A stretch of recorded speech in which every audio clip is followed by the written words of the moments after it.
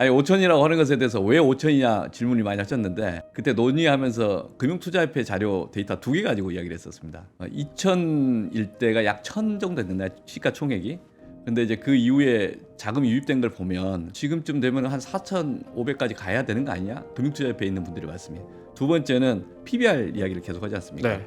장부가치 대비 주가가 어느 정도 되느냐 해서 1.0이면은 장부가치와 주가가 똑같기 때문에 그런 상태에서 통상적으로 저평가되는 거죠. 그런데 대한민국은 작년 말 기준에서 0.9 정도 됐다는 거예요. 그런데 신흥국 같은 경우가 1.8 좀 넘고 선진국은 3.4 전후에 돼 있었어요. 그러니까 그걸 기준으로 보면은 우리나라 회사는 저평가돼 있으니까 해외 펀드들이나 국내 투자자들, 기관 투자자들 투자를 해야 되는데 안 한다. 왜 안 할까? 이게 신뢰할 수 있고 투자하는 것이랑 저평가 주니까 그러면 올라갈 가능성이 있는 거 아닌가? 적어도 신흥국 기준만 따라가더라도 네. 0.9에서 1.8이면 더블링 되는 거 아닙니까? 그 당시 2,600 전후니까 5천이라는 게 가능한 숫자로 이제 보이는 거죠. 상법 개정안 통과된 지 한 열흘 됐나요? 네. 민주당에서 다시 개정안이 나왔습니다. 이번에는 센 거입니다. 센 거. 네. 자사주 1년 안에 갖고 있으면 태워라. 네. 상법 개정안이 또 나왔는데 과연 통과될 수 있을지 또 뭐 재계의 우려는 어떻게 할지 네. 또 이거 통과되면 코스피 5천에 한 걸음 더 다가가는지 이것저것 좀 여쭤보겠습니다. 민주당 코스피 5천 특위 오기영 위원장 오늘 3프로 스튜디오에 나와 계십니다. 어서 오세요. 네, 반갑습니다. 처음이신 거죠? 저희 3프로. 네, 초대해 주셔서 고맙습니다. 아유, 나와주셔서 고맙습니다. 네. 5천 오기형 의원님 도봉을이신가 그러시죠? 네, 도봉을입니다. 네, 저희 좋은 정책 하시는 분들은 꼭 지역구 불러드립니다. 감사합니다. 5천 가능할까요? 그것부터 좀 여쭤볼까요? 만들고 싶습니다. 5천 특위 위원장이시잖아요. 의지의 표현입니다. 의지의 표현. 예. 아니 5천이라고 하는 것에 대해서 왜 5천이냐 질문이 많이 하셨는데 네, 그때 논의하면서 금융투자협회 자료 데이터 2개 가지고 이야기를 했었습니다. 하나는 2001대가 약 1,000 정도 됐는데 시가총액이. 근데 이제 그 이후에 자금이 유입된 걸 보면 그 유입된 금액을 대비해서 봤을 때 지금쯤 되면 한 4,500까지 가야 되는 거 아니냐? 금융투자협회에 있는 분들이 말씀이. 그런데 왜 눌려 있냐? 이런 네. 비판이 있었고. 두 번째는 PBR 이야기를 계속 하지 않습니까? 네. 장부가치 대비 주가가 어느 정도 되느냐 해서 1.0이면은 장부가치와 주가가 똑같기 때문에 그런 상태에서 통상적으로 저평가되는 거죠. 그런데 대한민국은 작년 말 기준에서 0.9 정도 됐다는 거죠. 0.89 뭐 이래 되는데. 그런데 신흥국 같은 경우가 1.8 좀 넘고 선진국은 3.4 전후에 돼 있었어요. 작년 말 기준으로 금융투자협회 자료였습니다. 그러니까 그걸 기준으로 보면은 우리나라 회사는 저평가돼 있으니까 해외 펀드들이나 국내 투자자들, 기관 투자자들 투자를 해야 되는데 안 한다. 왜 안 할까? 이게 신뢰할 수 있고 투자하는 것이랑 저평가 주니까 그러면 올라갈 가능성이 있는 거 아닌가? 적어도 신흥국 기준만 따라가더라도 네. 0.9에서 1.8이면 더블링 되는 거 아닙니까? 그 당시 2,600 전후니까 5천이라는 게 가능한 숫자로 이제 보이는 거죠. 네. PBR이 1.8만 돼도. 1.8만 돼도. 네. 그래서 우리가 코스피 5천 해볼 만한다. 한번 목표로 한번 가보자. 그런 문제식이 생긴 거죠. 그래서 이야기한 겁니다. 니케이는 뭐 한 11년, 2년 만에 만에서 4만도 가니까 거기도 꾸준히 개혁해서 자본시장 개혁해서 네. 하나씩 여쭤볼게요. 상법 개정안 이번에 통과될 때 갑자기 국민의힘과 합의했어요. 그 무슨 일이 있었는지 좀 여쭤봐도 돼요? 일단 합의 처리하는 건 모양은 좋은 것 같습니다. 아니, 물론. 왜냐하면 네. 1호 민생 법안이고 그래서 합의하는 건 좋은 것이었다고 생각하고 저희들이 그 이번에 처리된 것 중에 세 가지 내용이 주된 것이었습니다. 하나는 충실 의무에 관한 것, 이사후 주재단 충실 의무. 두 번째는 전자주총 의무화하는 것, 대규모 상장회사 된 것. 네. 그 다음에 독립이사라는 용어를 바꾸는 것. 이 세 가지 핵심이었는데 저희가 이 세 가지 내용은 그전부터 추진하겠다고 했던 그런 내용들인데 첫 번째 내용은 이미 사회적으로 충실 의무에 대해서 더 이상 반대할 수 없는 사회적 분위기가 형성된 거라고 봅니다. 특히 이복현 원장 같은 경우 이런 자기들이 추진했던 정책이기 때문에 네. 거부권 행사하면 직을 걸고 반대하겠다고 했던 거지 않습니까? 그래서 본래 윤석열 정부에서 하고 싶었던 겁니다. 근데 내부에서 이상하게 꼬이고 포기하고 이러면서 신뢰를 잃었던 것이라 지금은 더 이상 반대 못하는 상황이고, 그다음 전자주총 의무화의 경우에도 대규모 상장회사만 적용되는 건데 작년에 올해 초 이렇게 논쟁하면서 국민의힘 의원님들은 법사위에서 반대했었어요. 근데 김문수 후보 대선 공약에 들어갔어요. 네. 반대할 명분이 없는 거죠. 그리고 사회이사를 독립이사로 용어 바꾸는 것도 실질적인 변화는 아니기 때문에 수용 가능한 그래야 것이고. 뭐, 네. 예. 그래서 수용 가능한 걸 확인하고 우리가 더 이제 제기한 것을 통과시켜야 되는데 그 부분에서 절차적으로 공청회를 하자라고 하는 것을 김병기 원내대표가 크게 결단해서 좀 양보한 것도 저는 그렇게 봅니다. 우리가 1호 법안은 합의 처리하는 방식으로 좀 할 수 있는 상황이었고 네. 그리고 저희가 더 센 상법을 하겠다고 했기 때문에 그 시간만 좀 조절한 거라고 저는 그렇게 봅니다. 저희가 그 회고에 보면 이재명 대통령이 후보 시절에 상법에 대해서 두 가지 이야기가 좀 키워드로 있는데 하나는 더 센 상법, 두 번째는 2, 3주 안에 처리하겠다 이거였습니다. 네, 네, 맞아요. 더 센 상법의 의미는 뭐였냐면 거부권 행사가 대상이 됐던 그 두 가지에 안주하지 않고 우리가 고민했던 걸 한꺼번에 처리하겠다 이런 이야기였거든요. 그러니까 더 센 상법은 내용의 확장을 의미하는 거고 시기적으로는 이제 대통령 선거 끝나고 정상적으로 2, 3주 안에 할 수 있는 거 아니냐 이렇게 봤던 거죠. 그런데 시기와 관련해서는 저희가 원내대표 선거를 또 해야 됐고 그리고 이제 법사위원장이 바뀌면서 행정적인 것들이 필요했기 때문에 이제 부득이하게 시간이 약간 네. 된 거고 그다음 더 센 상법이라고 이야기했던 것들은 이제 집중투표제 그다음에 감사위원 분리선출하는 걸 한 명을 두 명을 확대하는 것 이 두 가지를 포함하는 것이었죠. 그게 본래 저희들이 당론으로서 이미 공언했던 거고 그걸 추진하겠다고 이야기했던 것들이니까 그래서 이번에 함께 처리될 걸로 좀 예상을 했었어요. 그렇지만 이제 이 새 정부 들어서 1호 법안을 처리할 때 가급적이면 동의해서 처리하는 모양이 더 사회적으로 국민들에게 더 신뢰를 얻는 거 아니냐 싶어서 네. 그렇게 결단을 하고 그 다음 단계를 가는 걸로 그렇게 이해를 합니다. 알겠습니다. 근데 기자들이 보기에는 이렇게 볼 수도 있는 거잖아요.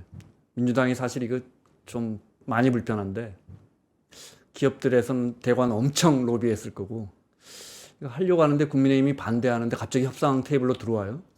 민주당 입장에서는 이번에 그럼 집중투표제 같은 건 좀 또 말씀하신 감사위원 독립선출하는 감사위원 1명에서 2명을 늘리는 거 이런 부분들 내심 좀 봐주고 싶었는데 국민의힘에서 이거 나오니까 일단 그러면 합의하고 센 건 뒤로 밀어버린 거 아니냐 이런 의심은 어떻게 보세요? 저한테 전화 많이 주셨고요. 네. 저는 문자 많이 받았습니다. 야, 하기로 했으면 제대로 해야지. 왜 두 개 뺐어? 지금 이제 이야기한 게 그날 저녁 술자리에 제 동료들과 이야기했던 겁니다. 민주당이 그리고- 꽁무니 뺀 거야. 그러니까요. 네. 그리고 그 지점에서 문제 제기를 다양한 행태로 있는데 제가 그래서 그 말씀을 이제 제기했지 않습니까? 법사위 간사 김영민 네, 간사가 의지가 있어요. 그리고 이제 그것들을 고려해서 이제 공청회를 형태로 하겠다라고 했고 오늘 공청회 했지 않습니까? 네. 원내대표도 그 다음 날 공개적으로도 발언했습니다. 이건 합니다. 공청회 하고 추진하겠습니다. 네. 몇 번에 걸쳐서 그 지점에 대한 문제 제기에 대해서 이해하고 또 우리가 하겠다는 그 의지를 폄하하지 말아 주십시오라는 이야기를 하고 있습니다. 좀 한번 지켜봐 주십시오. 그게 꼬리 내리는 건지 의지가 꼭 또박또박 가는 건지 지금 최근에 주가 지수의 변화나 흐름들을 보면 여전히 실망보다는 기대가 계속 유지되고 네, 또 지켜보고 있다고 저는 그렇게 보고 있습니다. 네. 강화된 3% 룰 있잖아요. 예. 그건 이제 통과가 됐는데 그럼 왜 시행을 1년 있다가 합니까? 저희가 지난번에 그 상법 개정안 통과될 때 그 당시의 시점에서 이야기했던 것들은 그 당시 한 1년 유보를 해서 이야기를 하고 통과가 됐어요. 근데 그 직후에 비판받았던 것은 충실 의무 같은 경우는 바로 시행하면 되는데 왜 미뤘냐 그 이야기를 했고 네. 그 당시에 미뤘던 것들 중에 초점은 전자 주총을 하는 것에 대해서는 각 회사나 이제 예탁결제권이 시설을 준비하고 점검이 필요하다. 그러니까 그 관련된 준비 시간이 필요하다. 그래서 1년을 이야기한 거죠. 네. 근데 이번에 이야기하면서 3%룰 1년 연기가 포인트가 아니라 이제 그 충실 의무에 대해서는 즉각 시행으로 바뀌었다. 이 점을 봐주시고 그 외 사항들은 좀 각 회사별로 준비 시간을 두는 게 맞다. 그래서 1년 정도를 유예를 한 겁니다. 다른 이유가 있는 게 아니라 그 전자주총이나 사회이사, 뭐 선임 관련 것은 네. 회사별로 조금 더 이제 준비할 준비할 시간을 시간을 주는 게 저는 상식이라고 봅니다. 네. 예. 충실 의무 이번에 이제 주주를 위해서도 이렇게 한 문장 넣었잖아요. 누군가 이렇게 말하더라고요. 야, 이거 그냥 회사의 이익을 위해 충실이름 하나만 넣으면 되는데 그동안 우리 법조계에서 계속해서 기업들에게 유리한, 대주주에게 유리한, 총수에게 유리한 판결을 하다 보니 어쩌다 보니 이렇게 촌스러운 표현까지 넣어야 할 상황이 됐느냐. 회사와 주주의 이익을 위해까지 굳이 이런 문장까지 붙여야 하느냐. 근데 또 그런 이야기도 나와요. 법조인이시잖아요. 네. 이 촌스러운 문장까지 기어이 넣는데도 불구하고 앞으로 법원에서 결정할 때 이런 해서 결국은 이해가 상충할 때 일반 주주와 대주주와 이해가 상충할 때 그래서 어찌어찌 해서 결국은 회사가 이익이니까 그 회사가 이익이면 장기적으로 주주가 이익 아니냐 이렇게 판결 내버리면 이거 무슨 소용이 있느냐. 법조계가 기울어진 운동장인데 이 지적은 어떻게 보십니까? 그래서 그 비판이 쌓여있기 때문에 충실의무를 문구화한 거죠. 성관주의무라고 하는 조항이 이미 있습니다. 회사법에. 네. 근데 성관주의무라는 게 회사를 위해서 일하면 되지 특정 주주를 위해서 문제될 건 없지 않냐. 이제 이런 논쟁이 있었던 거죠. 통상적으로 보면은 이제 사례를 제가 세 가지를 예를 듭니다. 하나는 회사가 의사결정을 투자 결정을 했어요. 근데 회사가 손해 봤어요. 그러면 그 손해 본 것에 대해서 재산상 손해가 있으니까 감사들이나 또 이사들이 문제 제기를 해서 책임을 물어야 되잖아요. 네. 그럴 때 이제 주주 대표 소송을 만약에 안 할 경우는 대표 소송을 통해서 책임을 물을 수가 있고 주주 대표 소송을 했는데 이 이사들이 합리적으로 모든 정보를 취합해서 결정을 했음에도 불구하고 손해가 결과적으로 났다면 그건 책임 물을 수 없다. 네, 네. 그게 경영 판단의 법칙이잖아요. 네, 네. 그리고 이제 그 경영 판단의 법칙에서 요구하는 것은 사회적으로 요구되는 신중한 결정을 했는가, 충분한 검토를 해서 요구의 판단 기준이고, 그게 경영 판단의 핵심입니다. informed decision 이렇게 표현하는 그 충분한 숙고를 해서 했는가, 전문가들 의견 들었고 내부의 핵심적인 보고 다 받았고, 네. 충분한 숙고의 시간을 거쳐서 했다면 그러면은 경영 판단을 하는 것이 그러니까 의사결정을 한다는 게 모든 게 항상 성공하는 건 아니잖아요. 실패할 수도 있어도 할 수 있는 것이고 잘하려고 했으니까. 예, 그러니까 네. 그 의도가 선한 것이라면 인정을 해줘야 되는 거죠. 그런 책임을 묻는 건 아니다. 그런데 문제는 회사는 손해가 없어요. 두 번째 사례. 회사는 손해가 없는데 주주만 손해보는 경우가 있어요. 그게 삼성물산과 제일모직의 합병 사례잖아요. 그럼 삼성물산의 주주들의 비율과 그다음 제일모직의 이게 합병 비율은 제일모직은 이득이 보고 삼성물산 손해 보니까 그래. 모든 주주가 네. 손해 봤잖아요. 네. 근데 이런 경우에 있어서 이사들은 자기들이 회사의 주주들을 대표해서 의사결정을 해놓고 제일모직은 이득을 보지만 삼성물산 주주들은 다 손해 본 사례에 대해서 삼성물산 주주한테 책임을 안 지는 책임을 물을 수 있어야 되는데 그 책임을 물을 수 없다라고 하는 게 기존의 법원의 해석 관행으로 이해가 되고 있어요. 네. 네. 그래서 이 지점은 많이 비판을 받았죠.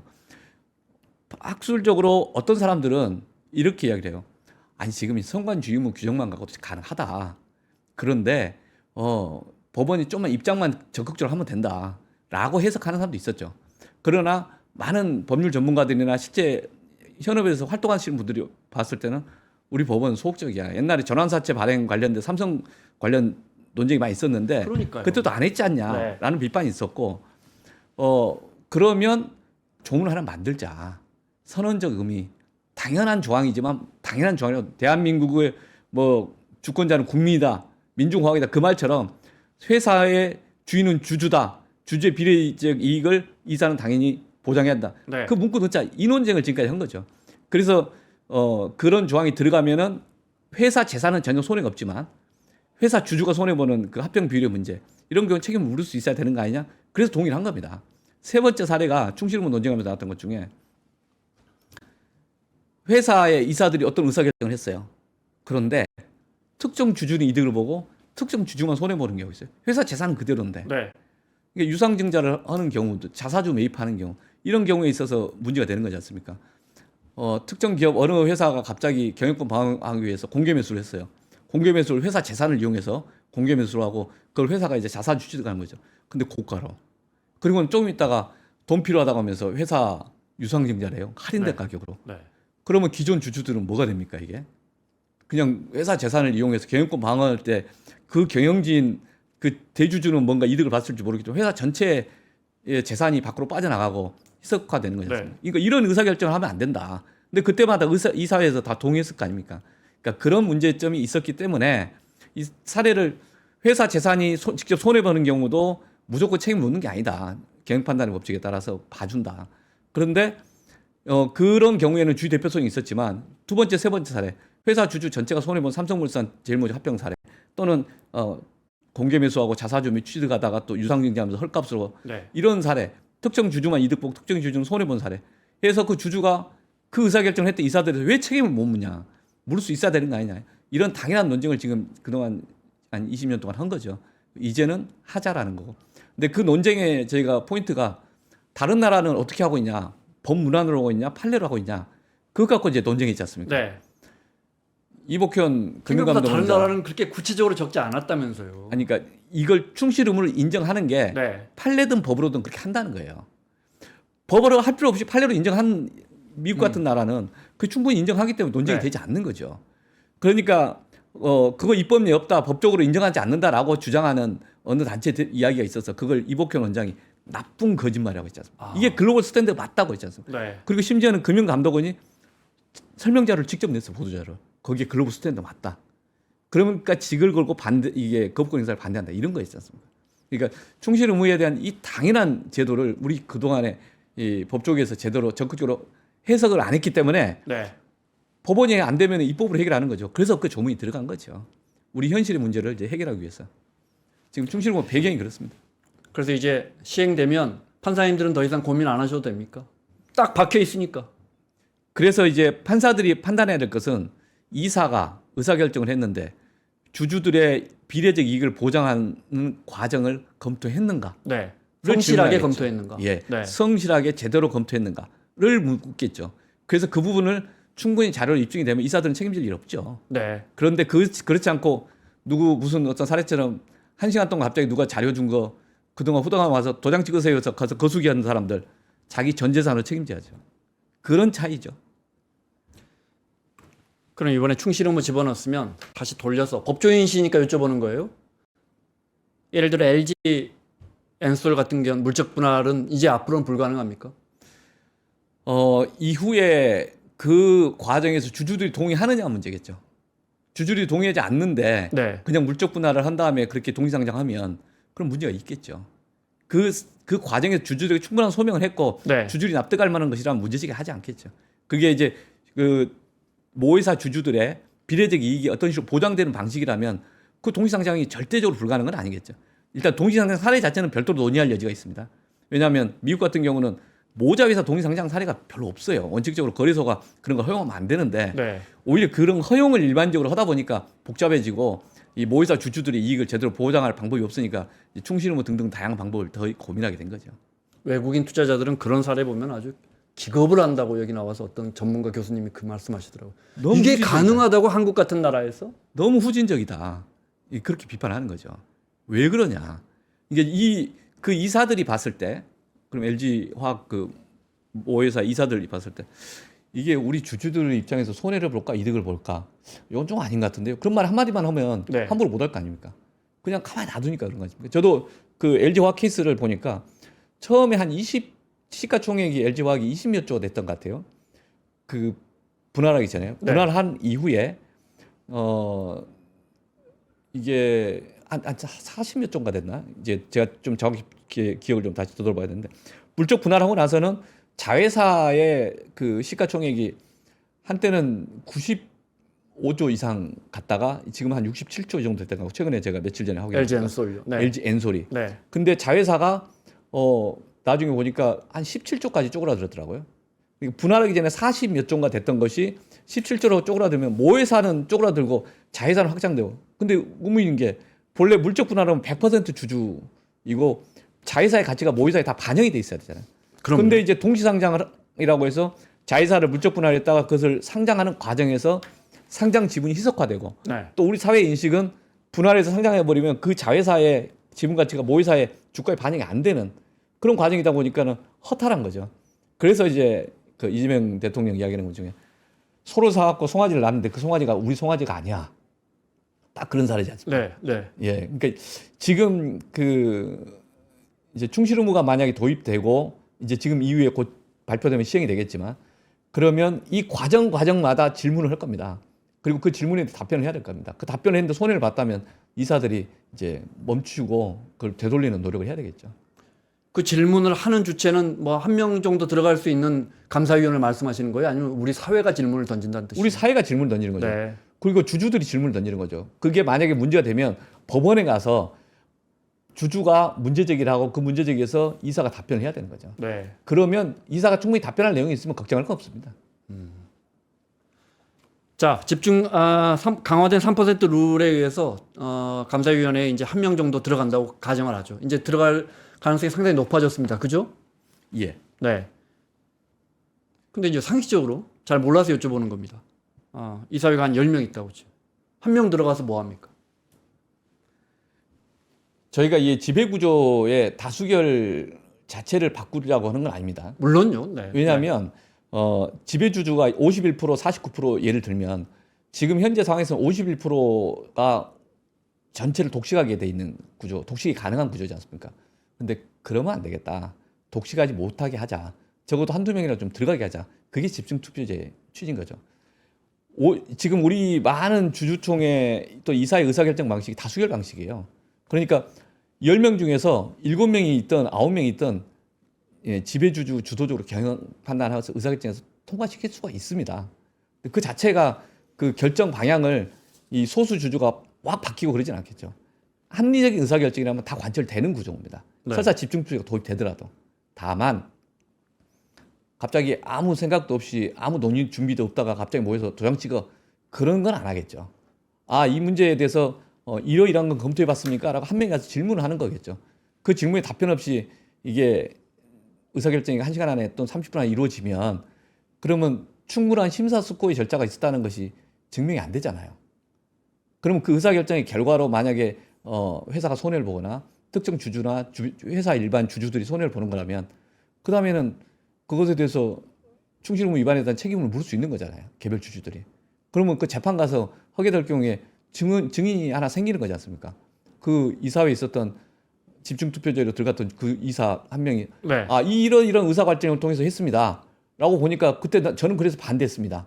근데 다른 사람들은 거수기로 찬성했습니다. 그러면 거수기로 찬성한 사람 책임을 져야 되는 거죠. 저는 그런 기능이라고 봅니다. 그런데 경영진이 그 지배주주나 또 하여간 다수파가 네. 이걸 위해서 합리적으로 이런 의사를 투자를 합시다. 또는 어떤 구조조정을 합시다. 의사결정 할 수 있는 거죠. 그것 방향을 막을 수는 없다. 그리고 그 과정에서 필요한 질문들에 대해서 충분히 검토했고 해법은 이겁니다. 우리는 이것밖에 선택할 수가 없습니다. 라고 설득이 됐다면 그러면 이후에 소송 제기돼서 다 방어 가능할 거다. 저는 그 이후에 그 절차 속에서의 판단 기준의 근거를 마련하는 그런 과정이다 이렇게 봅니다. 만약에 아까 이제 물적 분할처럼 이해가 상충하는 일반 주주들과 소액 주주들과 이해가 상충하는 부분이 생겼을 때 의원님이 소액 주주들에게 의견을 물어볼 수 있다. 그럼 어떤 절차가 가능합니까? 지금 우리 시스템에서. 그게 이 모든 의사결정을 다 통일되지는 않겠죠. 네, 네. 예. 어떤 사람은 각자 다양한 이해관계를 통해서 하겠지만 회사 일반이 그 판단 기준은 회사 전반적으로 봤을 때 이 정도면 회사 전반적인 필요에 따라 의사결정 할 수 있는 것이다라는 그런 그 사안별로 워낙 다양하지 않습니까? 그래서 일반적 룰을 채택한 거고 그 룰을 적용해 봤을 때 이 정도면 우리 사회가 수용할 수 있는 기준이다라는 판단은 사안마다 이제 법원이 판단하겠죠. 저희가 직접적으로 일반 주주들이 의견을 표시할 수 있는 장치는 사실은 이사를 통해서 표출이 되겠죠. 네. 이사를 통해서 못 집어넣으니까. 아니 그러니까 네. 이사를 통해서 나오기도 하고 또는 그게 공시가 되면 네. 공시된 내용에서 문제제기를 하겠죠. 네. 예. 네. 그러면 그 결과에 대해서 책임을 져야 되겠죠, 각자가. 네. 네. 이게 지금 이사들은 그 전에 이사는 거수 이사라는 거 아닙니까? 자기가 어떤 결정을 했어도 이사들이 하는 행동이 주주들에게 피해를 입혀도 주주들은 책임을 안 지기 때문에 걱정 없이 의사결정을 했겠지만 이제는 의사들은 스스로 결정을 한 것에 대해서 네. 이유 설명을 해야 된다. 이유 설명 못하면 책임진다. 그런 부담을 안고 의사결정을 한다. 이런 거겠죠. 그것이 이제 충실 의무가 더해진 그거의 그게 의미. 핵심적 포인트인 거죠. 네, 그것이 네. 근데 이 만약에 집중투표제든 또는 이사회에 들어가게 되면 네. 그런 분들이 문제 제기를 하는 사람이 한두 사람 더 생기는 거고 근데 이사회에서 토의하는 과정에서 이제 좀 더 심사숙고를 하게 하겠죠. 또는 만약 문제가 됐을 때 그 과정들을 직접 증언할 수 있는 사람이 생기는 거겠죠. 그래서 투명성을 확보하는 겁니다. 책임성을 확보하는 거. 네. 그런 과정이라고 봅니다. 진짜 중요한 이야기를 지금부터 하겠습니다. 우리 증시는 왜 안 오르는가? 뭐 지금 말씀하신 이런 대주주의 뭐 횡포라든지 수많은 뭐 지배구조 관련돼서 것도 있지만 그냥 이렇게 옆에서 구경을 해보면 우리 증시는 뭐 주가 좀 올려 그러면 물량이 너무 넘쳐납니다. 지금 이제 우리가 전고점이 3,300이었고 그런데 3,100을 넘을 때 제가 그 기사를 제목만 보다가 우연히 생각한 겁니다. 3,100을 넘었는데 시총이 사상 최대입니다. 시총이 물량이 동일했다면 시총이 사상 최대라면 코스피가 3,300을 다시 때려야 돌파해야 시총이 사상 최대가 될 텐데 그때는 3,300일 때인데 지금 3,100인데 시총이 사상 최대를 때렸단 말은 그 200만큼 거의 한 7, 8%만큼 세상에 3년 동안 전고점이 우리가 4년 전이었습니까? 3년 전이었습니까? 그 기간 동안 한 8%, 9% 물량이 또 늘어난 겁니다. 이거 어떻게 합니까? 뭐 좀 오르려 그러면 그래서 우리가 투자 좀 하고 주식 좀 살려고 하면 기업들이 물량을 너무 쏟아냅니다. 그래서 그런 걸 전반적으로 이제 그 코리아 디스카운트의 원인이 뭐냐 이야기를 많이 하지 않습니까? 네.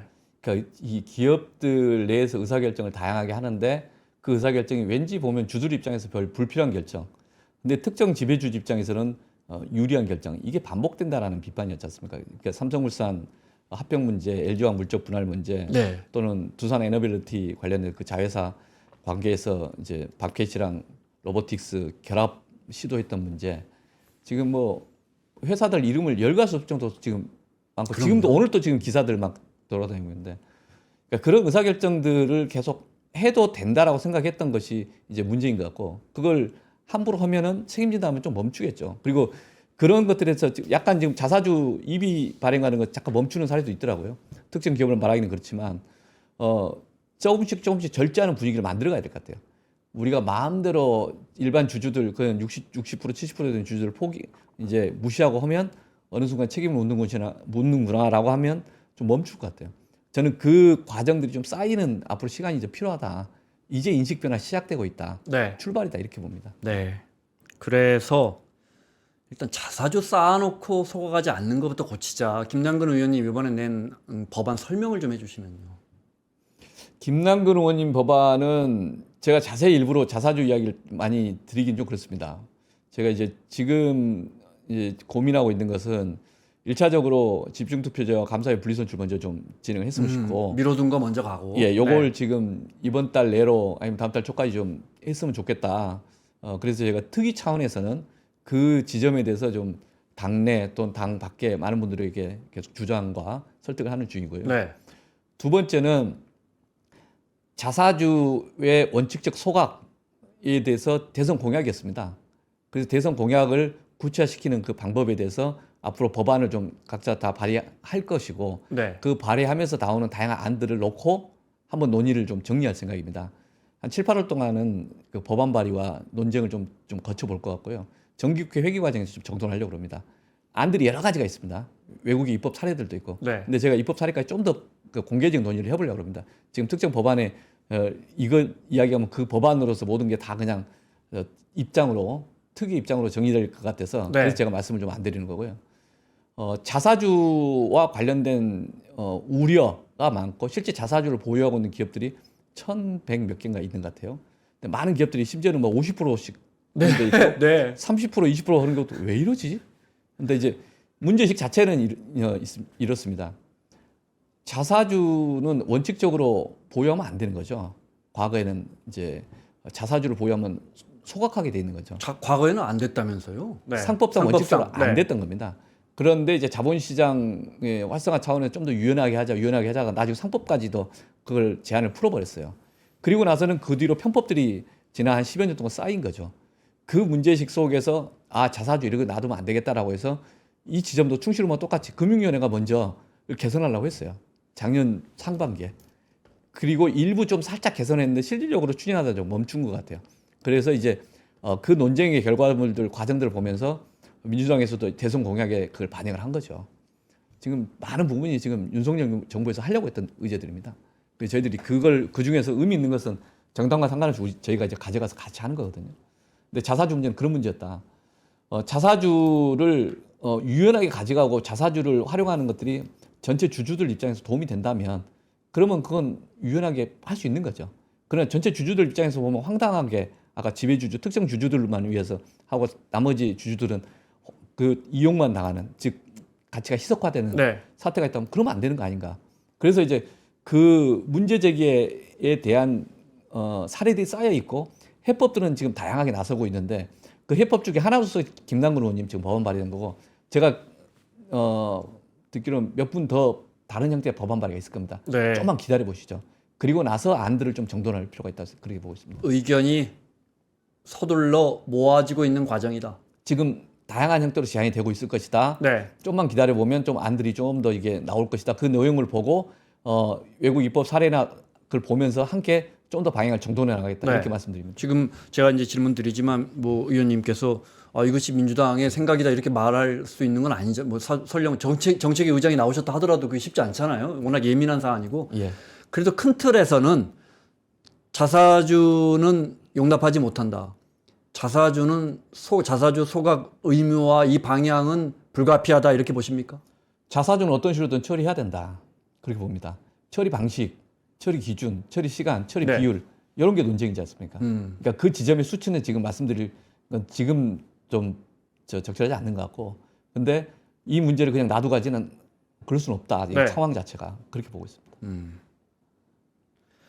자사주 자본시장 잘 몰라서 여쭤봅니다. 자사주 기업은 투자자들이 기업을 공개한 다음에 종잣돈을 넣어서 그 돈으로 투자하고 주주가 돼서 주주가 주인 아닙니까? 근데 기업이 자기들의 주식을 갖고 있으면 회사의 주인은 회사잖아요. 자사주면 아까 말씀하신 최대 50%까지 갖고 있으면 이게 진짜 이게 자본시장에 맞는 겁니까? 아니 이런 거죠. 자사주를 갖고 있으면 네. 둘 중에 하나잖아요. 소각하거나 그 다음에 주주들한테 그냥 주던지. 네. 그러니까요. 그게 주주들 입장에서 용납 가는 거죠. 소각하면 주가 올라갈 거고 그 다음에 주주들한테 그냥 주면 그거 뭐 똑같이 배당 비슷하게 주식 배당 할 수 있는 거잖아요. 한 10% 정도 자사주를 매입한 다음에 예. 그 소중한 돈으로 친구네 회사한테 사라 그러고 내가 그 회사 친구 것도 사주고 그만큼 오집은 10% 달랑 늘어나는 거 아닙니까? 그러니까 자사주의 마법, 인적 분할하는 경우에 그 사례가 있어서 자사주 마법이라고 해서 이상하게 장난친 게 있었지 않습니까? 네. 근데 참 저도 상법 개정을 국민들이 이렇게 관심들을 가질 거라고 생각을 못했어요. 그리고 이 자사주 마법 이야기인데 이 자사주 이야기가 아주 전문가들만 쓰는 용어들이거든요. 근데 언론에서 계속 이제 이야기 되다 보니까 아마 이해하실 분도 많이 있을 거라고 보는데 네. 자사주라고 하는 것 자체는 원칙적으로 과거의 제도는 취득하면 안 된다. 왜냐하면 회사는 자산이라고 하는 그 자본을 매개로 해서 신뢰를 얻고 그러니까요. 거래를 하기 때문에 이 매입하자마자 6개월 안에 소각해야 된다가 원칙이었어요. 아 6개월 안에. 소각하거나 처분해야 돼요. 네, 네. 예, 그게 원칙이고 네. 그런데 이게 이 소각하거나 처분하지 않으면 이제 문제가 되는 거죠. 책임을 묻는 거죠. 이사들한테. 이제 그런 구조가 되는 건데 부득이하게 취득 자체가 원칙 금지됐던 거고 취득을 하더라도 처분이 네. 원칙이었던 거고 네. 그런데 어느 순간에 이러이러한 사회적인 목적이 있다 또는 뭐 또 필요성이 있다라고 하는 이유를 각자가 만들어내서 주장하면서 이제 자본시장법이 개정되고 또 상법이 또 아주 크게 변화되면서 2012년 전후로서부터 이제 풀린 거죠. 그때는 왜 예를 들어 적대적 M&A 같은 거를 위해서는 급하게 우리가 한 1, 2년 정도는 그걸 가질 수 있게 해주세요. 뭐 이런 거였어요? 뭐 유연하게 풀겠다는데 속내는 많이 이제 경영권 방어 수단이라 지금 이야기하지만 네. 그때 그것만 이야기했던 것 같지는 않고요. 돈이 있으면 뭐 배당 가능 이익으로 살 수 있는 거 아닙니까? 갖고 있다가 또 나중에 팔면 되지. 이런 것은 경영의 자유 아닙니까? 다른 나라도 그렇게 많이 인정하는 거 아닙니까? 네. 근데 굳이 왜 그래요? 이런 거죠. 아니 그럴 수 있죠. 이 경영 모든 것들을 국가가 기업의 경영 활동을 다 개입해야 될 거냐라는 비판이 있고 저는 그 비판은 토론의 영역이라고 봅니다. 네. 그러나 그게 그 지금 우리가 하는 일의결권 내지는 주주의 비례적이 이 시각에서 봤을 때 특정 주주들 위해서는 마음대로 쓰고 특정 그 대다수의 일반 주주들 입장에서 보면 이제 뒤통수 맞는 그런 행태가 반복되기 때문에 그 비판이 쌓인 거겠죠. 그리고 지금 그것들을 어떻게 풀 거냐 해서 가령 자기 그 친구한테 전략적으로 주식 갖고 있으면서 나 5지분 해달라 네. 신고는 안 하고 그렇게 해서 이제 풀다 보면은 또 그것도 이제 정상 가격이냐 논쟁도 있고 신주를 제3자한테 그럼요. 발행할 때 그 절차처럼 얼마 전에 엄격히 하느냐? 롯데렌탈도 또 그거 하고 있더만요. 그러니까요. 그럼 그런 방식이 적절하냐에 대한 비판들이 있었던 거죠. 지금은 그 용납하면 안 된다고 되지 않습니까? 그래서 어느 기준과 절차를 거칠 것인가에 대한 다양한 아이디어를 지금 들을 때다. 그리고 그런 내용들이 사회적으로 충분히 공감이 있으면 그다음 올 가을쯤에 한번 제도화를 시도해야 된다. 좀 적극적으로 추진한다. 이렇게 보고 있는 겁니다. 그렇게 여당에서 추진한다고 하니까 교환사채인가요? 네. 지금 1조 원 넘게 또 그 전에 우르르 발행하자. 그 소식은 들으셨죠? 들었습니다. 그래서 충실의무 조항 빨리 대통령께서 공포하고 그 다음부터는 기록을 서로 쌓고 그 뒤에 행동에 대해서 각자 책임지는 걸로. 그리고 지금은 모든 걸 다 그냥 이 개별 규정을 할 수는 없지 않습니까? 저희가 이런 논의가 하나 있습니다. 상법상 충실의무 조항과 자본시장법 핀셋 규제 둘 중에 하나만 하면 되는 거 아니냐? 그런 논쟁이 작년 하반기에 있었습니다. 네. 즉 충실의무 조항을 넣은 상법 개정을 저희가 추진을 하기 때 국민의힘에서나 이제 금융위 일각에서는 핀셋 규정을 하면 된다 그러는데 충실의무 조항을 통해서 일반적으로 어떤 기준을 갖고 한번 이사들의 행동을 다 검토를 한번 할 수 있습니다. 그 뒤로 이루어진 행동들에 대해서 그와 별개로 충실의무 조항은 일반적인 행위 규범이고 그 다음에 이제 이 자사주를 어때까지 얼마나 보유할 수 있느냐 또는 언제까지 매각을 해야 되냐 또 어떤 절차를 거쳐서 처분해야 되냐 그런 것들은 자본시장법이나 상법이 또 더 구체적으로 넣을 수 있지 않습니까? 네. 네. 그건 자본시장법이든 상법이든 그 합병 비율에 관한 문제든 또는 공개 의무 매수에 관한 것이든 각각 앞으로 논의할 겁니다. 올 하반기에는 정무위에서 가급적이면 종래 자본시장법 개정안도 함께 좀 논쟁을 좀 하고 한 걸음 두 걸음 가보자라고 보고 있습니다. 그러면 물론 이제 아직 당론이 논의 중이니까 의원님 개인 의견이라는 걸 전제로 해서 자사주 소각 의무화는 예를 들어 이런 식으로 논의가 되겠군요. 뭐 몇 % 이상은 갖고 있지 마라. 얼마 이상은 갖고 있지 마라. 뭐 이런 식으로 점진적으로 모든 게 판단 기준은 전체 주주의 비례적 이익을 보장하는 방법이 뭐냐? 네. 가장 효율적으로 보장하는 방법이 뭐냐? 그리고 이제 그 경영에 있어서의 자율성을 어느 수준까지 허용할 거냐? 요 조화이라고 봅니다. 근데 절대적인 기준은 주주의 비례적 이익을 침해하는 행위는 허용할 수 없다. 주주의 비례적 이익을 침해하는 것을 막을 수 있는 가장 합리적이고 효율적인 수단은 뭐냐? 요걸 찾는 과정이다. 저는 그 수단에 대해서 다양한 사람들이 다양한 의견을 주고 있습니다. 그러니까 아예 다 없애버리자, 소각하자 이런 것도 있고, 네. 아니면은 뭘 주주들 전체 만장일치 동의를 어떤지, 실제 주주 동의하면 어떤 것들을 할 수 있는 거지 않습니까? 본래 회사라는 게. 그러니까 주주들의 어떤 동의 절차를 거치도록 할 거냐, 이런 절차적 문제도 있는 거죠. 지금 저희가 이야기하고 있는 건 자사주로 대주주가 만약에 이런 전횡을 일삼는 거에 대해서 일반 주주들이 동의할 리가 있겠습니까? 주가가 희석될 텐데. 아니 그러니까 주주가 주식을 보유하는 것 자체도 동의할 수가 있고요. 왜냐하면 주주들이 동의하면 되는 거예요. 네. 처분 방식을 주주들이 다 합의하는 방식으로 처분하면 되는 거죠. 처분이라는 게 소각도 처분이고 보유도 처분이고 그 다음에 주주 배당도 처분이고 제3자한테 주는 것도 처분인데 처분 절차나 기준을 주주들이 동의하면 되잖아요. 그건 물론이지만. 그게 뭐냐? 있으면 그걸 수용할 수도 있는 거고 그게 없으면 다 이제 소각으로도 갈 수도 있는 거 그런 거겠죠. 네. 그런 데에 대한 방법론적인 것을 좀 들어보자. 지금은 그런 의견들 다양하게 표출하는 때이고 또 많은 의견들을 좀 듣고 또 그걸 서로가 검토하는 비판할 거 서로 비판하는 네. 그런 과정을 좀 거쳐야 된다 이렇게 봅니다. 이런 건 어떻습니까? 제게 기업 총수들에게 당근을 쥐어주면서 자본시장을 개혁하자. 그 대표적인 게 재계에서 제일 우려하는 것 중에 하나가 늘 나오는 게 그 배임죄잖아요. 과거에 실제 검찰이나 이런 데서 뭐 배임죄를 이용해서 총수를 뭐 속된 말로 걸면 걸리니까 그래서 대검 앞에 딱 출석시키고 배임죄 부분을 조금 좀 디테일하게 핀셋으로 해가지고 재계의 우려를 줄여주면서 상법 개정안에 속도를 내자. 이 주장은 어떻게 보십니까? 이게 좀 타당성이 있습니까? 이 질문이 지금. 배임죄 이야기에 대해서 고동진 의원님이 법안 발의하셨어요. 그리고 그 내용이 이제 아마 경영 판단의 법칙을 좀 준용을 하자 이런 취지인 것 같아요. 배임죄가 우리나라가 되게 이제 포괄적이다라는 비판은 있고 그 제도가 필요한 제도이긴 한데 너무 해석과 또 기소 그다음에 이제 법원의 판결 그 과정에서 확대되고 있는 거 아닌가? 확대되는 경향이 계속 쌓이면 불안한데 이런 비판이 있는 거죠. 그럴 수 있다고 봅니다. 그 비판을 할 수 있는 거고. 그래서 경영 판단의 법칙이라고 하는 게 아까도 말씀드렸지만 회사가 어떤 결정을 했는데 손해를 봤다 할지라도 무조건 배임은 아니다. 네. 합리적인 의사결정을 한 것이라면 그러면 경영 판단 법칙에 따라서 민사상 책임도 면제되지만 배임죄도 사실상 피해가요. 현재 우리 판례가 그렇고 법원이 그렇게 하고 있습니다. 그래서 회사가 회사 이사들이 어떤 의사결정을 했는데 결과적으로 그러니까 손해를 봤다 할지라도 충분한 사전적 검토를 하는 과정에서 이게 제대로 검토를 했다면 배임이라고 하는 게 고의범인데 형사적으로 이야기하면 네. 과실범이 아니라 고의가 없는 거지 않습니까? 그래서 빠져나가는 겁니다.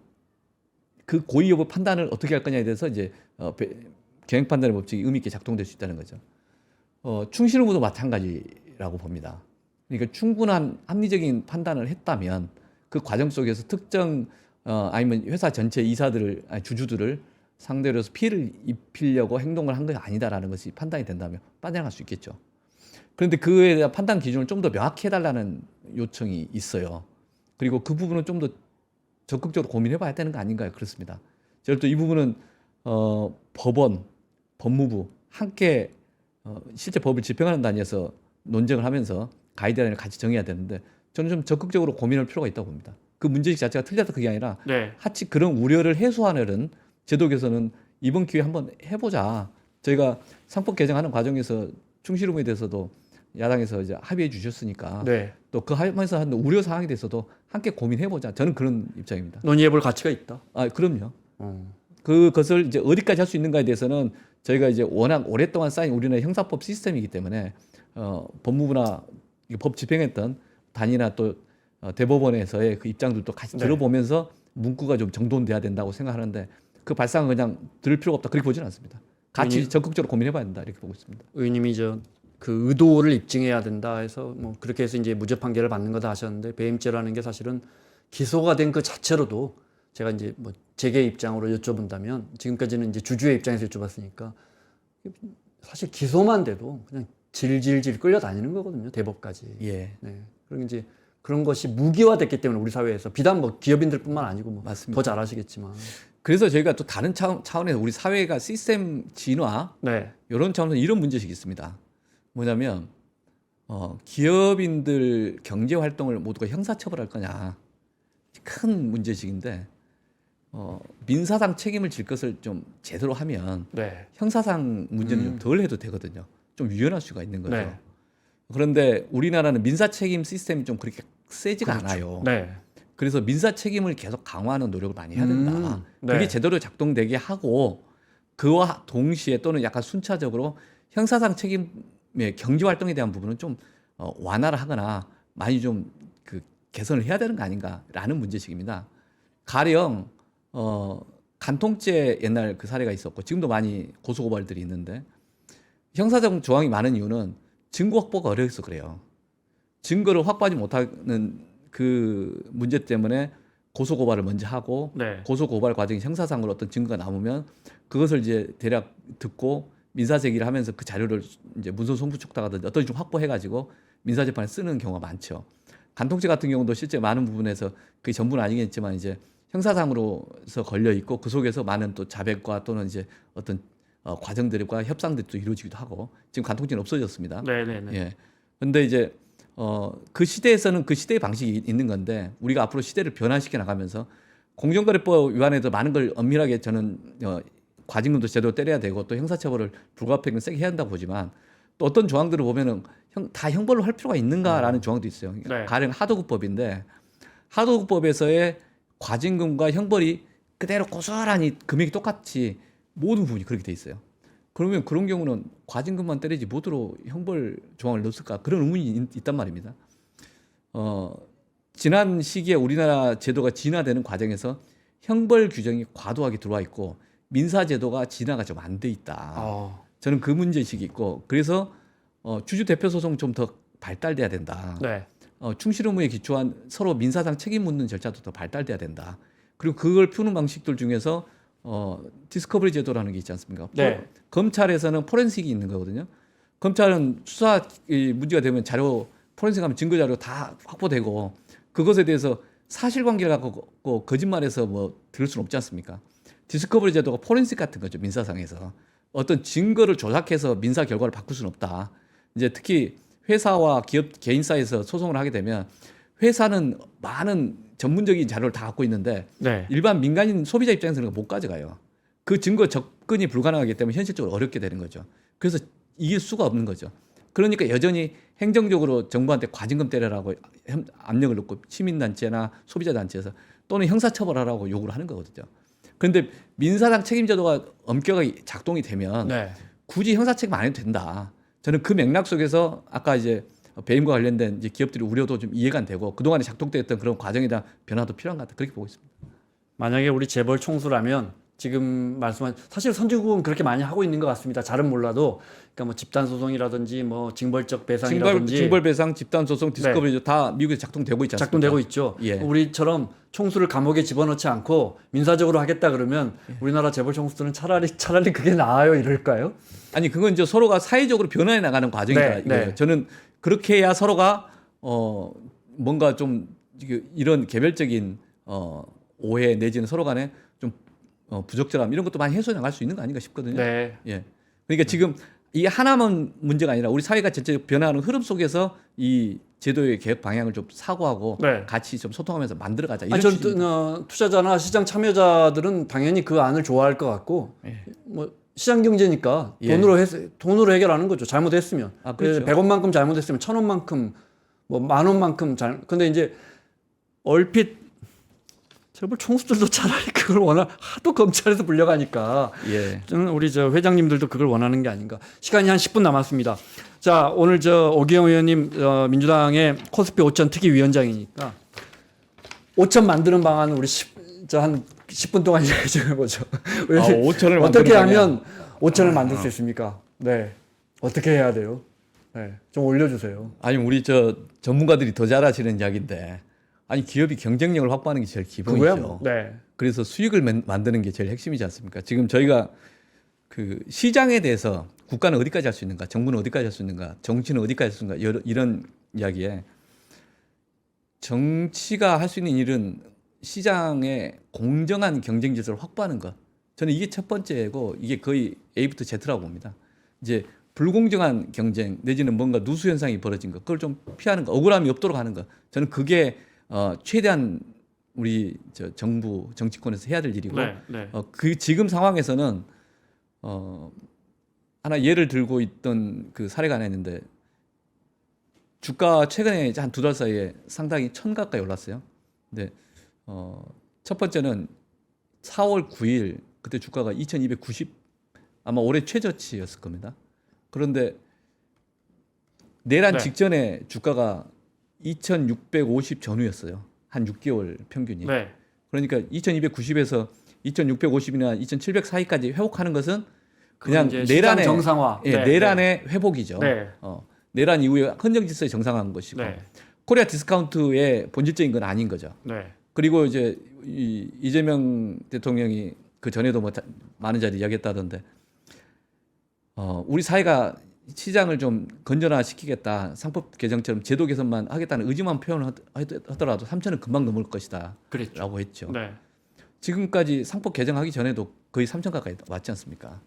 그리고 지금 상법 개정도 반쪽짜리 개정을 했다고 하는데 지금 오늘 3,200 한번 찍었지 않습니까? 그만큼 우리 이 시장 자체가 억눌려 있었다라는 걸 보여주는 것 같아요. 지금 갑자기 오르는 게 거품이 아니야. 저도 계속 질문도 드리고 전문 애널리스트한테 묻기도 하는데 거품이라기보다는 우리 사회가 너무 억눌려 있었던 것. 즉 코스피 2000 시절에 돌파했다가 그 뒤로 시가총액 늘어난 것만 비교해 보면 이미 4,500을 넘어가야 되는데 우리가 계속 횡보해왔던 상황. 그건 눌려 있었던 그런 뭔가 있었던 거고 우량주가 불량주가 되는 행태가 반복되기 때문에 네. 불신이 있었던 거고 그 시장을 떠나거나 어쨌든 그냥 지켜보고 억지로 참고 버티는 투자자들이 있었던 거고 이제 이런 상황에서 약간 개선 가능성 보니까 올라가고 있는데 이 어느 시점까지는 올라갈 거라 봅니다. 그 시점까지는 정치의 역할 그리고 우리 정부의 역할 속에서 이제 올라가는 그 상향 공간이 있을 거라 보고요. 근데 그 이상을 올라가는 것은 결국에는 우리 사회의 경쟁력 잠재 성장률 올리고 구조 개혁을 하고 물론 개별 기업들이고 저는 그걸로서 5천을 돌파해야 한다고 봅니다. 그 수치를 이게 어디까지가 정부 역할이고 어디까지가 이 기업의 경쟁력이냐 문제가 기계적으로 수치를 말할 수는 없고 정부나 정치가 시장의 가격을 이렇게 장담하는 건 그건 오만이라고 보고요. 저도 아까 5천을 제가 의지 편이라고 이야기했지 그걸 딱 함부로 말씀 안 드리려고 그랬던 건데 지금도 이게 우리가 어디까지가 정치 영역에서 풀 수 있는 거고 어디까지가 기업이 할 수 있는 것인가에 대한 논쟁의 영역이고 단기적으로는 정부는 그리고 정치권에서는 시장 질서가 보다 공정하게 그 주주의 비례적이 보장하는 방향으로의 제도 개선을 일관되게 꾸준하게 하는 것. 적어도 내가 투자하는 것에 대해서 경제 논리에 따라 움직일 거라는 신뢰를 확보하는 것. 그것까지가 정치권에서 할 일이고 그리고 정부는 길게 보면 우리 사회의 구조 개혁을 제대로 해서 그리고 이제 우리 사회가 세계 국가들 사이에서 경쟁할 수 있는 경쟁력 확보하는 그 정책을 일관되게 해서 그래서 잠재 성장이 올라갈 때 가장 우량한 기업들이 주식시장에 들어오는 거잖아요. 그럼 그 기업들은 더 많은 성장을 할 거라고 그렇게 기대를 하고 그게 주가 상승의 바로 지표로 결과로 나오지 않을까 이렇게 보고 있습니다. 그러니까요. 사실은 말씀하신 것처럼 정부가 정치권이 주가를 올린다는 건 원론적으로 말이 안 되는 거잖아요. 네. 그런데 이제 어떻게 보면 이 과정은 흔히 우리가 이제 밸류업이라고 하는 이 과정은 그동안에 뭐 정말 이렇게 꼬여버린 실타래를 정부나 정치권이 제도를 통해서 하나씩 풀어가는 과정이 아닌가. 거기까지가 역할이 아닌가. 그 예를 들면 네. 질문제도 비슷하게 있어서 미리 한번 본 게 하나 있는데 미국에서 상위 10대 기업 10년 전에 상위 10대 기업 거의 다르잖아요. 네. 대한민국은 거의 똑같잖아요. 이게 지금 그 해답일 수도 있고 화두일 수도 있고 봅니다. 대한민국은 경쟁적이지 않아요. 그 기업들이 그 기업 순위 그대로 있거나 그 12기 기업이 그대로 있어요. 10년, 20년 전이나. 네. 그건 우리가 기득권이 고착화돼 있다는 거 아닙니까? 역동적이지 않다는 겁니까? 역동적이지 않기 때문에 경쟁이 없기 때문에 역동적이지도 않고 이노베이션이 없다는 거예요. 혁신이 없다는 거예요. 새로운 제품을 만들어야 될 필요성이 있어야 되잖아요. 저는 더 경쟁적인 사회로 바꿔야 되고 기업들 간에 있어서 그게 자본시장이 활성화되면서 그런 흐름대로 어떻게 하면 나가느냐 그 혁신적인 생태계로 그건 우리 전체가 함께 고민해야 될 화두라고 봅니다. 그래야 미국 시장처럼 갈 거 아니겠습니까? 미국 시장은 그 경쟁적으로 기업들이 이노베이션하고 더 나은 상품을 만들고 소비자들에게 혜택을 줌으로써 더 많은 이득을 가져가잖아요. 네. 그렇기 때문에 그 회사들이 순위가 올라가는 거고. 그럼요. 근데 우리는 안 그렇잖아요. 10년 동안 그 순위 그 기업들 거의 그대로 있잖아요. 기업의 성장이 주가를 끌어올리는 건 당연한 이야기지만 미국은 지금 말씀하신 것처럼 그러면서 자본시장이 활성화되면서 기업의 성장을 더 끌어올리는 것 같은. 그것도 맞습니다. 그러니까 선순환되는. 예. 네.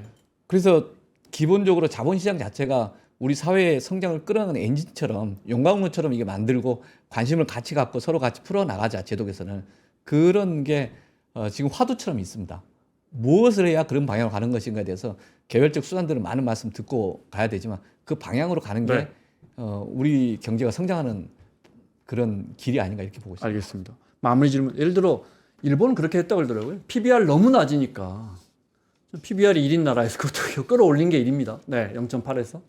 너무 낮은 기업들 조금 이렇게 뭐 당근을 주거나 채찍을 주거나 지금 예를 들어 현대차 같은 경우 0.5인가 그럴 겁니다. 네. 해도 너무하거든요. 지주회사 중에 0.2도 있고 0.4도 있고 그렇습니다. 0.5도 있고. 네. 예. 누가 봐도 총수의 의지가 약합니다. 네. 그 주가 올라가는 건 주주분들의 일이지 저는 그냥 기업 성장시킬래요. 이거거든요. 이 부분에 대해서 우리가 뭐 작은 채찍이나 당근이나 이런 제도적으로 이런 방법은 없겠습니까? 그건 이제 이후에 여러 가지 수단들이 있는데 그걸 한번 좀 들어보겠습니다. 제가 몇 가지 수단이 있는 일본은 게 그렇게 아니라 했다 그래서. 네. 기본적으로 일본에서 했던 건 두 가지가 핵심이라고 저는 이해를 하고 있습니다. 하나는 기업 지배구조 개선, 두 번째는 기업들이 주주들의 ROE 그 관점에서 봤을 때 의미 있는 결정을 하는 그 관행을 만들어가는 것. 그리고 그런 것을 공시를 함으로써 그 공시 속에서 시장의 평가를 받게 하는 것. 더 잘 이제 그 주가가 올라가게 하는 것. 그것으로서 경영진이 계속 연임하게 하는 구조. 그러니까 이런 관행을 어떻게 만들어갈 것인가가 지금 계속 과제고 실은 본래 밸류업 정책이라고 윤석열 정부에서 시작을 하다가 말았던데 그 문제식의 엑기스는 이런 건 살려나가야 된다고 보고 있습니다. 네. 알겠습니다. 중책을 맡으신 민주당의 코스피 5천 특위의 오기영 위원장과 오늘 1시간 동안 말씀 나누고 제가 의원님 말씀 듣다가 오천을 기어이 해낸 형. 총선 얼마나 왔죠? 아이고, 너무 짐을 씌워드리나요? 너무 무리합니다. 저희는 3프로 TV니까. 예. 네. 목표는 높게 잡고 가야죠. 제발 우리가 좀 더 이게 이 부동산이 아니라 우리 저 주식시장으로 큰 경제 흐름이 바뀌었으면 하는 바람입니다. 그리고 그걸 위해서 결국은 성장을 잘해야 되는데 이제 정부의 역할이 그렇게 혁신 성장 내지는 산업 전략 이 중대한 제1의 과제가 되고 있습니다. 그걸 위해서 함께 채찍하고 촉구하고 이런 게 이제 시장에서 정부를 바라보는 요구 사항이라고 봅니다. 네, 우리 산업들이 지금 여기저기서 다 지금 출구가 꽉 막혀가고 있는데 진짜 자본시장 그동안에 못 성장한 거 뭐 웃자라는 게 아니고 못 성장한 것만 좀 올라가도 그렇죠. 또 우리 산업을 또 끌어올릴 수 있지 않는가. 자, 오늘 어려운 질문들 친절하게 설명해 주셔서 너무 감사드리고요. 민주당의 도봉을의 오기영 의원과 함께했습니다. 고맙습니다. 감사합니다.